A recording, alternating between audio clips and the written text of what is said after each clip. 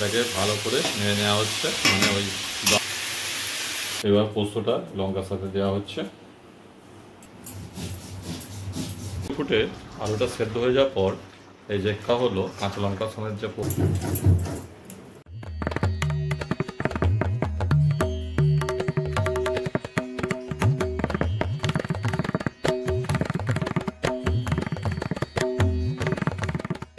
নমস্কার বন্ধুগণ, আরেকটি ভিডিও নতুন গল্পের পর্বে আপনাদের স্বাগত জানাই। সকালের হেলথ ড্রিঙ্ক, এখানে ব্যাংকিং সেক্টরে একটু কাজ ছিল, সেটা মিটে গেল। ব্যাংকিং সেক্টরে কাজ মিটিয়ে এবার বাড়ি ফিরলাম। বাড়ি ফিরে এবার একটু সকালবেলা চা বিস্কুট টিফিন করব।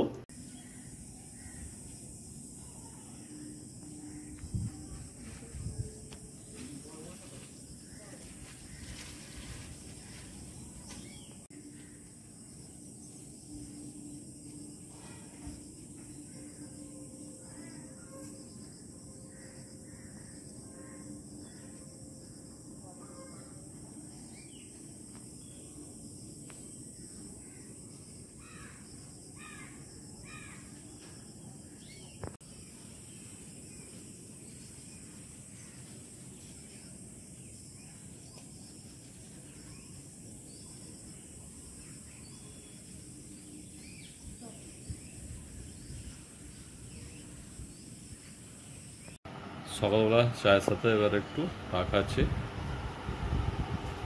এদিকে রান্নায় এটা বসেছে মুগের ডাল, আর এদিকে চাল ধোয়া হচ্ছে, ভাতটা বসবে।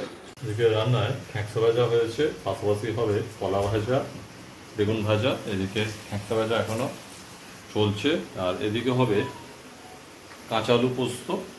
ব্যাপারটা একটু বলছি, কাঁচা আলু পোস্ত তালটা কিন্তু কাঁচা না। আর এদিকে হয়েছে মুগের ডাল, আর ভাতও মোটামুটি হয়ে এসছে। এছাড়াও সবাইকে জানাই গুরু পূর্ণিমার আন্তরিক শুভেচ্ছা ও অভিনন্দন এবং গুরুদের প্রণাম। আর এই কাঁচা আলু পোস্ত বলতে কিন্তু কোনোটাই কাঁচা থাকছে না, সবই রান্নার প্রসেস হবে। রেসিপিটা আজকে আপনাদের সাথে শেয়ার করছি যে কাঁচা আলু পোস্ত বলতে আমরা কি রেসিপি বানাই। বন্ধুগণ, তাহলে আজকে কাঁচা পোস্ত রেসিপি চালু। প্রথমে তেল গরম হওয়ার পর এই যে আলুটাকে প্রথমে তেলে দেওয়া হচ্ছে, দিয়ে নেড়ে নেওয়া হবে।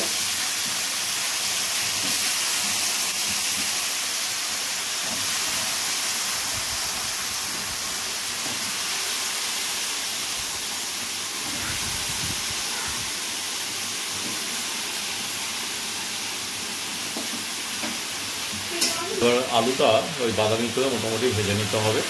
স্বাদ মতন নুন দেওয়া হচ্ছে, এবার দিয়ে এবার পরিমাণ মতন হলুদ দেওয়া হচ্ছে। তবে হলুদটা আমরা কালারের জন্য দিই। যদি আপনারা এই কাঁচা পোস্তটা সাদা আকারে খেতে চান তাহলে হলুদ দেবেন না, হলুদ ছাড়াও এটাও ব্যাপক টেস্টি হয়। তবে আমাদের একটু কালারটা ভালো লাগার জন্য হলুদটা দেওয়া হচ্ছে।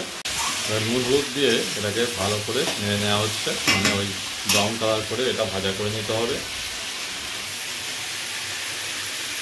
এবার মোটামুটি এটা ভাজা হয়ে গেলে জল দেওয়া হলো, জল দিয়ে এবার হেলুনি দেওয়া হচ্ছে। এবার লঙ্কা মোটাগুলো প্রথমে ছাড়িয়ে নেওয়া হচ্ছে। এবার পোস্তটা লঙ্কার সাথে দেওয়া হচ্ছে, পরিমাণ মতন পোস্ত দেওয়া হবে। এবার লঙ্কা দিয়ে পোস্তটাকে বাটা হচ্ছে। আর এই কাঁচা পোস্তটা বাটাটা দেওয়া হয়ে বলেই এই পোস্তটার নাম হচ্ছে কিন্তু কাঁচা পোস্ত। এটা বর্তমানে পোস্ত, এই বর্তমানে এই রান্নাটা আর কি খুব এক।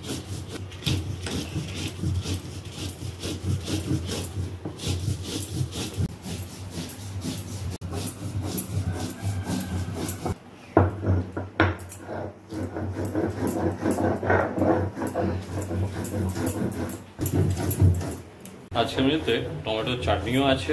পোস্তটা বাটা হলো, একদম এই কাঁচা পোস্ত বাটা হলো কাঁচা লঙ্কা দিয়ে। জল ফুটে ফুটে আলুটা সেদ্ধ হয়ে যাওয়ার পর এই যে কাঁচা পোস্ত বাটাটা এতে দেওয়া হচ্ছে, যেটা এতক্ষণ শিলে বাটা হলো। কাঁচা লঙ্কা সমেত যে পোস্ত বাটাটা দেওয়া হলো। এই জন্যে এই রান্নার রেসিপিটাকে আমরা বলি কাঁচা পোস্ত। আর এটা আরেকটা বিশেষত্ব আছে, সেটা হলুদ ছাড়া। এটা বর্ধমান, বীরভূম এই ডিস্ট্রিক্টের লোকেরা এটা কিন্তু হলুদ ছাড়া রান্না করে, বা এই হলুদ ছাড়া রান্নাটা তারা খুব বেশি পছন্দ করে।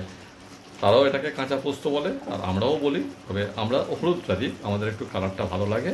তাহলে বন্ধুগণ, আজকে এই রেসিপি আপনারা দেখলেন এই কাঁচা পোস্ত। এবার মোটামুটি এটা কিছুক্ষণ ফুটে রেডি হয়ে যাবে। কিছুক্ষণ নয়, নামিয়ে নেবো। এই মোটামুটি নামিয়ে নেওয়া হবে। এই ফুট ধরে গেছে, এবার নামিয়ে নেওয়া হবে। ওর থেকে একটু কাঁচা সরষের তেল দিই, এতে একটু এবার কী দেওয়া হবে? ওর থেকে একটু কাঁচা সরষের তেল ছড়িয়ে নামিয়ে নেবো। আর সবথেকে এবার একটু কাঁচা সরষের তেল ছড়িয়ে নামিয়ে নেওয়া হবে। দুপুরে খাওয়া দাওয়া থাকছে ভাত, তার সাথে কাঁচকলা ভাজা, বেগুন ভাজা, খ্যাঁকসা ভাজা, মুগের ডাল, আর যেটা এতক্ষণ রেসিপি আপনাদের দেখালাম যে কাঁচা পোস্ত এবং পাশাপাশি টমেটোর চাটনি। আর কাঁচা পোস্তটা কেমন খেতে হয়েছে অবশ্যই খেতে খেতে জানাবো। আর ছেলের জন্য তার মা বাড়ি থেকে এসছে কই মাছের ঝাল, একেবারে মাঠের টাটকা কই মাছ ধরে তার দিদা রান্না করে পাঠিয়ে দিয়ে গেছে। এবার এই কাঁচা পোস্তটা ভাতের সাথে মেখে একটু খেয়ে দেখি কেমন লাগে। অল্প করে ভাত নিলাম, পোস্তটা রাখলাম মেখে।